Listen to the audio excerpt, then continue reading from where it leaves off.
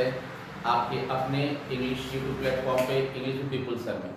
उम्मीद है आप सभी स्वस्थ होंगे, मस्त होंगे और आपकी एग्जाम की तैयारी काफ़ी अच्छे से चल रही होगी।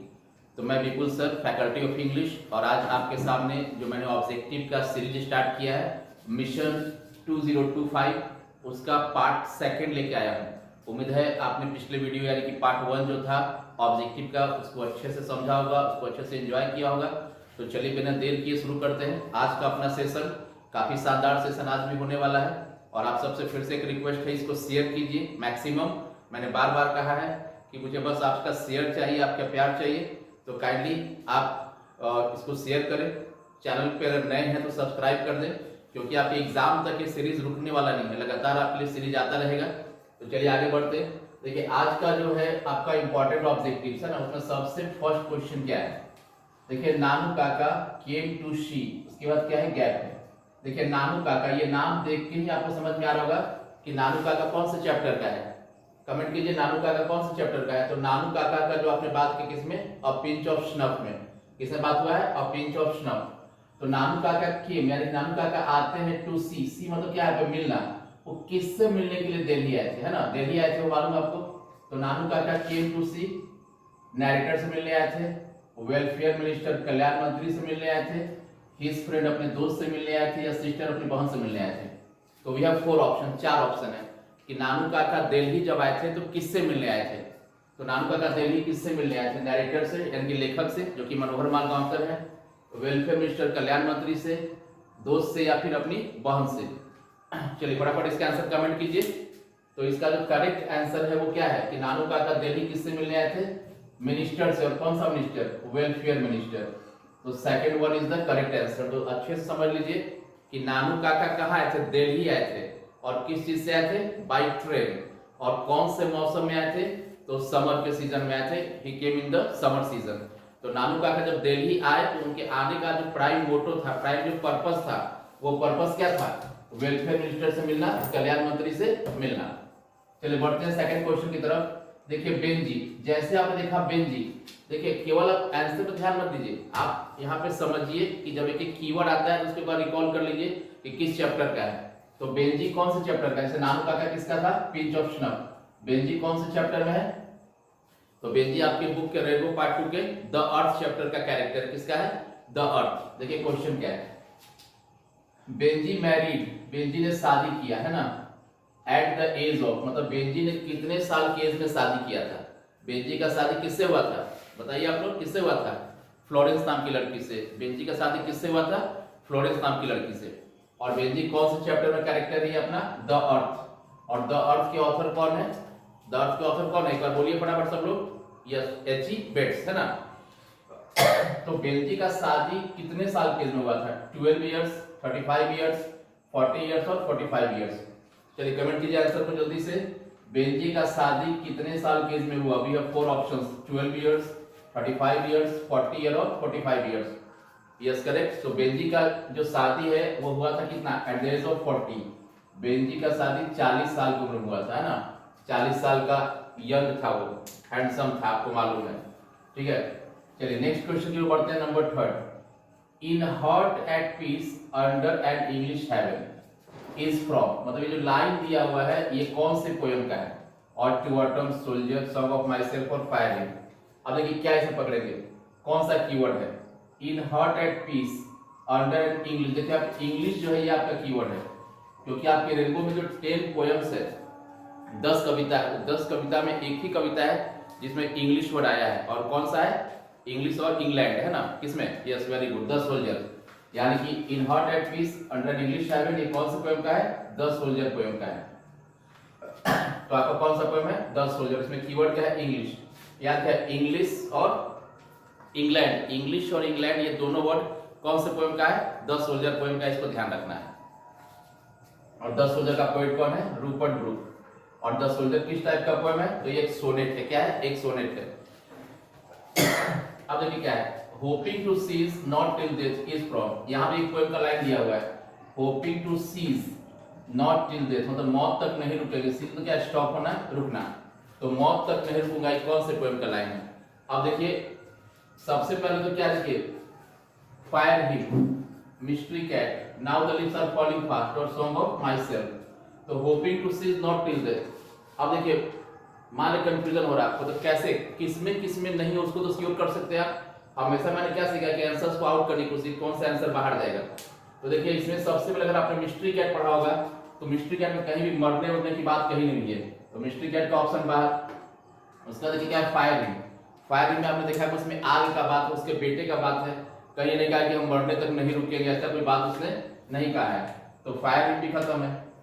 अब देखिए क्या है, song of myself, now the lips are falling fast, तो now the lips are falling fast में मौत का बात हुआ है, लेकिन ये नहीं कहा कि मरने तक हम रुकेंगे नहीं। अगर आपने पोएम को ध्यान से पढ़ा है, सुना है, तो ऐसा कहीं भी बात नहीं हुआ है, तो ये भी ऑप्शन खत्म है। तो ये किसका है, सॉन्ग ऑफ माई सेल्फ। कभी भी जब कंफ्यूजन हो कि आंसर कौन सा होगा तो आप कौन सा नहीं होगा के ऊपर काम कीजिए। ऑब्जेक्टिव में हमेशा याद रखिए तरीका कि ऑब्जेक्टिव में हमेशा आपको जो 4 ऑप्शन है उसमें क्या करना है, जो ऑप्शन नहीं है नेगेटिव ऑप्शन को बाहर करना है। जितना ऑप्शन कम होगा उतना आपके सही होने का चांसेस ज्यादा होगा। बढ़ते नेक्स्ट क्वेश्चन की ओर। लोमोव, देखिए लोमोव देखते हैं, आपको याद आ गया होगा कौन सा चैप्टर है ये, a marriage proposal. A marriage proposal के ड्रामेटिस्ट कौन है, बताइए जल्दी जल्दी। मैरिज प्रपोजल के ड्रामेटिस्ट कौन है, एंटन चेकव। और एंटन चेकव कहां से बिलोंग करते थे, रशिया से। एंटन चेकव का प्रोफेशन क्या था रियल में, वो एक डॉक्टर थे। तो एंटन चेकव मैरिज प्रपोजल ड्रामा के ड्रामेटिस्ट है, वो कहां से बिलोंग करते थे, तो रशिया से। और एंटन चेकव का प्रोफेशन क्या था, उसका प्रोफेशन था डॉक्टर।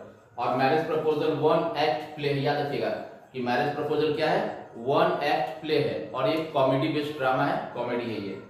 तो लोमोव जो है is a man of gap temperament, मतलब लोमोव किस टेम्परमेंट का, किस स्वभाव का आदमी था। लिखा है हैप्पी, खुश रहा करता था, निगेटिव नकारात्मक सोच का था, सैड दुखी था, और नर्वस घबराहट, उसको कॉन्फिडेंस की कमी थी। तो आप सब जानते हैं इसका सही आंसर कौन सा होगा कि Lomov is a man of what, nervous temperament. किसका था वो, नर्वस टेम्परमेंट का आदमी था। और आगे बढ़ने से पहले देखिए लिखा हुआ है सभी लोग सब्सक्राइब कर दे, ये विशेष रिक्वेस्ट है आप सबों से। अगर आप सबको ये वीडियोस अच्छी लग रही है, आप लगातार चाहते हैं कि मैं आपके लिए एग्जाम तक की सीरीज लेके आता रहूं, इंपॉर्टेंट टॉपिक्स आपके साथ शेयर करता रहूं, डिस्कस करता रहूं, तो आप जरूर से सब लोग इस बात पे ध्यान दें कि सभी लोग सब्सक्राइब कर दें। खुद भी कीजिए, दोस्तों से भी करवाइए, है ना, और जो आपके खास है उनसे भी करवा दीजिए। द स्नेक लुक, देखिए स्नेक देखते मालूम पड़ गई कौन सा पोएम है, स्नेक पोएम है।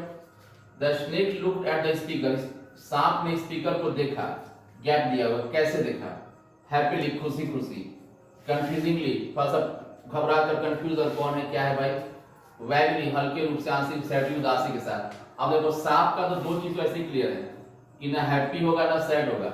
अब सांप थोड़ी बार नागिन डांस करेगा कि हैप्पी है, खुश है ना दुखी है, तो ना तो नागिन डांस करेगा और ना वो सैड सॉन्ग गाएगा। अब बच गया कंफ्यूजिंगली, तो सांप का कंफ्यूजन क्या है ना, आपने पढ़ा था कि ही लुक्ड एट मी वैगली। वैगली का मतलब क्या होता है, हल्के रूप से, आंशिक रूप से। तो सांप ने स्पीकर को लेकर पानी पीते क्या उफान उठाया था और अपने आसपास ऐसे देख लिया था। अगर वो सांप स्पीकर को डायरेक्ट फेस टू फेस देख लेता, तो क्लियर देख लेता, तो या तो भाग जाता या उसके ऊपर अटैक कर देता, लेकिन ऐसा कुछ तो था नहीं। तो स्नेक ने लुक्ड एट द स्पीकर वैगली, वैगली मतलब होता है हल्के रूप से, नॉट क्लियरली, बहुत गौर से नहीं देखा, हल्के रूप से बस नजर घुमाया, सरसरी निगाह से देखा। कैसे क्लास में टीचर जब आता है तो देख लेता कैसे घूम के, भाई कौन कौन क्या कर रहा है, बस काम खत्म, गौर से नहीं देखा उसको। तो 6 का आंसर क्या है, वैगली। देखिए 7 है चूज द ऑड वन। देखिए ऑड वन का मतलब क्या है, समझो रीजनिंग टाइप का क्वेश्चन है, आपके सामने 4 ऑप्शंस है, तो ये 4 में क्या होगा, जब क्वेश्चन आ गया कि ऑड वन, समझिएगा ध्यान से कि ऑड वन का मतलब क्या होता है। ऑड वन में आपको 4 ऑप्शंस रहेगा, हर क्वेश्चन में 4 ही ऑप्शन रहता है, यहाँ भी 4 ऑप्शन रहेगा। उसमें से जो 3 होगा, कोई भी 3 ऑप्शन आपस में कॉमन होगा, आपस में रिलेटेड होगा, लेकिन एक ऑप्शन ऐसा होगा जो बाकी 3 से क्या होगा, डिफरेंट होगा। ठीक है, बाकी 3 से क्या होगा, डिफरेंट होगा। मान लो दिया होगा कि एप्पल, ऑरेंज, बनाना, और एक दे दिया राइस। तो इसमें ऑड वन क्या है, राइस। क्यों राइस ऑड वन है, क्योंकि वहां पे आपने क्या देखा, 3 फल है और एक क्या है, राइस अनाज है, तो राइस क्या हो गया आपका, ऑड वन हो गया। तो वैसे यहाँ पे क्वेश्चन है कि चूज द ऑड वन, इसमें से अलग कौन उसको चुनो। देखिए ब्लाइंड, डीफ, डम और इडियट। देखिए ब्लाइंड का मतलब क्या होता है, अंधा, डीफ मतलब क्या होता है, बहरा, और डम क्या होता है, गूंगा, और इडियट जानते ही है, इडियट मतलब समझ ही रहे आप लोग, समझाने की जरूरत नहीं है। तो यहाँ देखिए ये तीनों आपस में रिलेटेड हैं, कौन कौन सा, ब्लाइंड, डीफ और डम, ये तीनों फिजिकल जो है डिसेबिलिटी को दिखा रहा है, लेकिन इडियट फिजिकल को नहीं दिखा रहा है, मेंटल को दिखा रहा है। तो आदमी दिमाग से कमजोर है, थोड़ा सा बेहुदा टाइप का है, तो इसलिए इसमें ऑड वन क्या हो जाएगा आपका इडियट वर्ड हो जाएगा। ठीक है, लास्ट देखिए मैक्यूविटी इज द, मैक्यूविटी नाम याद हो गया आपको, ये कौन सा मिस्ट्री कैट का, ये बिल्ली का नाम था। तो मैक्यूविटी इज द खाली स्थान ऑफ क्राइम, क्राइम का मैक्यूविटी क्या है, देखिए डॉन, हिटलर, नेपोलियन और क्रिमिनल। तो आपने पढ़ा है पोएम के सेकंड लास्ट लाइन में, लास्ट लाइन में दिया हुआ है कि he is the master criminal, Napoleon of crime, वो क्या है नेपोलियन है। तो मैक्यूविटी का तुलना कवि ने किससे किया है, नेपोलियन ऑफ क्राइम से किया है। यानी कि यहाँ पे जो 8 है, 8 का आंसर क्या होगा नेपोलियन, तो मैक्यूविटी द नेपोलियन ऑफ क्राइम। तो 8 तक क्लियर, चलिए बढ़ते अपने अगले सवाल की ओर। तो देखिए अब आपका जो 9th क्वेश्चन है, चौसर एंड लैंगलैंड। देखिए चौसर का नाम आपने सुना है, जॉफरी चौसर, और लैंगलैंड कौन है, William Langland, are the writers of gap English. यानी क्वेश्चन क्या पूछ रहा है कि चौसर और लैंगलैंड ये दोनों कौन से पीरियड के राइटर्स हैं, old English, middle English, modern English और न्यू इंग्लिश। तो चलिए बताइए आंसर, चौसर और Langland are the writers of gap period. Chaucer और लैंगलैंड यानी कि विलियम लैंगलैंड ये दोनों किस काल के राइटर है, ओल्ड इंग्लिश के, मिडिल इंग्लिश के, मॉडर्न इंग्लिश के या फिर न्यू इंग्लिश के। तो इसका सही आंसर क्या, ये दोनों किसके राइटर थे, मिडिल इंग्लिश। किसके राइटर है, मिडिल इंग्लिश के। और यहाँ पे एक बात और बताया था, बहुत इंपॉर्टेंट क्वेश्चन है, Chaucer did not use the words of Old English. Chaucer Old English के वर्ड्स को अपने राइटिंग में यूज नहीं करते थे, इस बात को ध्यान रखिएगा। याद है कि चौसर और लैंगलैंड ये दोनों जो हैं ये कौन से पीरियड के राइटर हैं, ये दोनों के दोनों मिडिल इंग्लिश पीरियड के राइटर्स हैं। और जो सबसे इंपॉर्टेंट क्वेश्चन है कि चौसर अपने राइटिंग में कौन सा पीरियड का वर्ड यूज नहीं करते थे, नहीं करना चाहते थे, तो that is old English. Okay, next देखिए कल हमने डिस्कस किया था वाल्टर डी ला मेयर का जन्म कब हुआ था, कब हुआ था, कमेंट कीजिए जल्दी जल्दी सब लोग कि वाल्टर डी ला मेयर का जन्म कब हुआ था। तो 1873 में, ठीक है 1873। और देखो उनसे रिलेटेड एक और क्वेश्चन है हमारे सामने और काफी इंपॉर्टेंट क्वेश्चन है, Walter de la Mare makes us aware. देखिए अवेयर का मतलब क्या होता है, जागरूक करना, कोई चीज को लेकर आपको अलर्ट करना, आपको सतर्क करना, आपको समझाना। तो वाल्टर डी ला मेयर अपने पोएम में हमको किस चीज के बारे में जागरूक कर रहे हैं, किस चीज के बारे में हमको अवेयर कर रहे हैं। देखिए पहला है लंदन लाइफ, तो लंदन के जीवन के बारे में, पुअर्टी गरीबी के बारे में, ड्रीम सपना के बारे में, और inhuman condition of the modern life, आज के आधुनिक जीवन में अमानवीय हालात के बारे में। ठीक है, 4 ऑप्शन है। क्वेश्चन क्या है कि Walter de la Mare makes us aware of the, तो क्वेश्चन क्या समझा आपने कि वाल्टर डी ला मेयर हमें किस चीज के बारे में अवेयर कर रहे हैं, सतर्क कर रहे हैं, जागरूक कर रहे हैं। तो फर्स्ट ऑप्शन है लंदन लाइफ के बारे में, सेकंड पुअर्टी गरीबी के बारे में, थर्ड ड्रीम सपनों के बारे में, और 4 है inhuman condition of the modern life, यानी कि आज के आधुनिक जीवन में जो अमानवीय परिस्थिति है, लोग इतने मॉडर्न हो गए हैं कि पड़ोस में कौन जी रहा है, कौन मर रहा है, कौन हंस रहा है, कौन रो रहा है, इससे कोई मतलब नहीं है। लाइफ आजकल भेलपूरी बटाटा पूरी बड़ा पाव की तरफ फास्ट हो गया है, किसी कोई मतलब ही नहीं है। तो इसका जो सही आंसर है वो कौन सा है, डी, यानी कि वाल्टर डी ला मेयर हम लोग को अपने कविता के द्वारा आज के आधुनिक जीवन में बढ़ती हुए अमानवता के बारे में बात कर रहे हैं। आज जब किसी का एक्सीडेंट हो जाता है तो लोग हेल्प बाद में करते हैं, करते ही नहीं है, पहले वीडियो बनाते हैं माइक डालने के लिए। क्यों कि देखिए एक आदमी गिरा हुआ है खून से लथपथ, कोई पहचानते हो तो संपर्क करें, है ना। तो यहाँ पे कहीं अत्याचार होता है, उसको रोकते नहीं है, क्या करते हैं, उसका वीडियो बना के डालते हैं। तो कहने का मतलब है कि अमानवीय कंडीशन को दर्शा रहे हैं। 11th क्वेश्चन देखिए मोस्ट इंपॉर्टेंट क्वेश्चन है 11th क्वेश्चन, इसको ध्यान दीजिएगा सभी लोग, बहुत अच्छा क्वेश्चन है। क्या है, आवर फोर फादर। देखिए फोर फादर का मतलब क्या है, जो हमारे पूर्वज थे, है ना।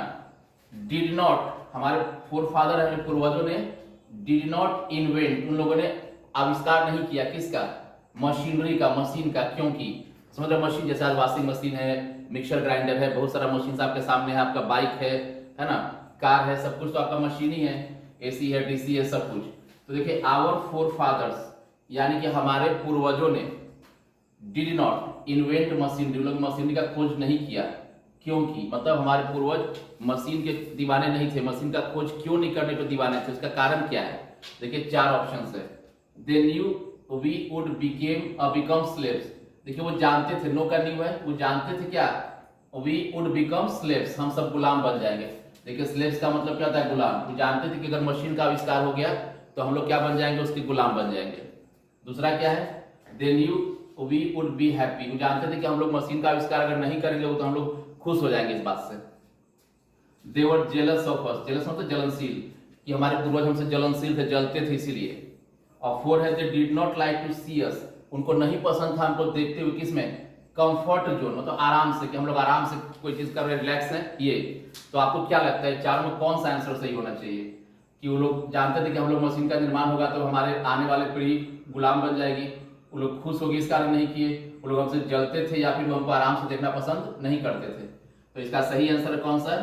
ए, क्योंकि वो जानते थे कि अगर मशीन का निर्माण हो गया तो आदमी उसका गुलाम बन जाएगा, फिजिकली बिल्कुल हैंडीकैप हो जाएगा। आज देखिए आज क्या है, लाइट कट जाता है तो कपड़ा नहीं धुलाई होता है ना। आज घर में वैक्यूम क्लीनर आ गया है तो सब मशीन के गुलाम है। अगर घर में लाइट कट जाए तो मसाला नहीं पीसता, मिक्सर ग्राइंडर का यूज होता है। आजकल वो लोढ़ा सिलौटी का यूज क्या हो गया, खत्म हो गया।